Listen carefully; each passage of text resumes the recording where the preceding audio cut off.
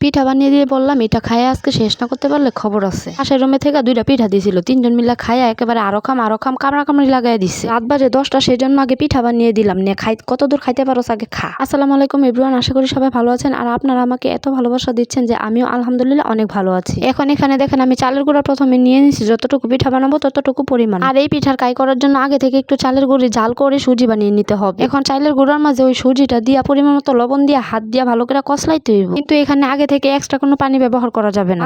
মাখাইতে যখন মনে হইব চালের গুঁড়া আর সুজি গুলা ভালোভাবে মিক্স হয়ে গেছে, তখন আমি এখানে অল্প পরিমাণে পানি মিক্স করে নিব। তবে হ্যাঁ, ঠান্ডা পানি দিতে হবে, গরম পানি এখানে ব্যবহার করা যাবে না। পানি দেওয়ার পর আরো কিছুক্ষণ হাত দিয়ে ভালো করে মাখিয়ে ভিতরে যে দানাগুলো থাকে ওই দানাগুলোকে ভেঙে দিতে হবে। তারপর এভাবে করে দেখতে হবে যে পিঠার কাইটা হাতে লেগে আসছে কিনা। যদি হাতে লেগে আসে তাহলে বুঝতে হবে কাইটা পারফেক্ট হয়েছে, আর যদি দেখেন এভাবে লেগে আসছে না তাহলে বুঝতে হবে কাইটা পাতলা হয়ে গিয়েছে। সেক্ষেত্রে এখানে চালের গুঁড়ি এড করা যাবে না, অল্প একটু আটা এড করে নিতে হবে। আলহামদুলিল্লাহ আমার কাইটা একদম সুন্দরভাবে হয়েছে। আর আমি আগে থেকে চুলার মধ্যে কড়াইতে একটু তেল দিয়ে বসিয়ে রেখেছিলাম। দেখেন কাইটা তেলের মধ্যে ছেড়ে দিতে না দিতে কি সুন্দরভাবে পিঠাগুলো উঠে যাচ্ছে, মানে ফুলে যাচ্ছে। আর দেখেন আমাদের বাসার আগের চুলাটা নষ্ট হয়ে গিয়েছিল, বাড়িওয়ালা আঙ্কেল একটা নতুন চুলা এনে লাগিয়ে দিয়েছে। তাই ভাবছিলাম নতুন চুলায় আমরা ঘি দিয়ে রান্না শুরু করব। আগে বাচ্চারাও পিঠার জন্য এরকম করতেছিল, তাই পিঠা বানিয়ে নতুন চুলা উদ্বোধন করলাম। চুলার পর আর কেউ নাই, শুধু ননদ ভাই মিলে পুরো রান্নাঘরটা দখল করে নিলাম। আর হ্যাঁ, এই পিঠা বানানোর সময় কিন্তু ভুল করেও বলা যাবে না যে আজকে তেলে পিঠা বানাবো বা তেলে পিঠা খাবো। বাচ্চারা যদি শোনে নতুন কিছু বানানো হচ্ছে তাহলে তো বাচ্চারা লাফালাফি করবে, তার জন্য বাচ্চাদেরকে বলা যাবে না ভুলেও। আর বাচ্চারা যদি জিজ্ঞেস করে যে এটা কিসের কাই তাহলে বলতে হবে রুটির কাই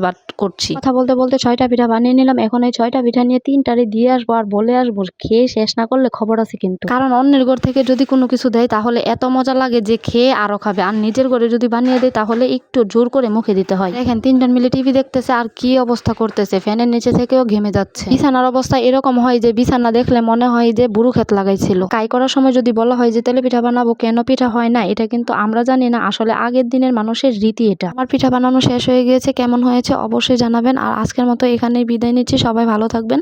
আসসালামু আলাইকুম, আল্লাহ হাফেজ।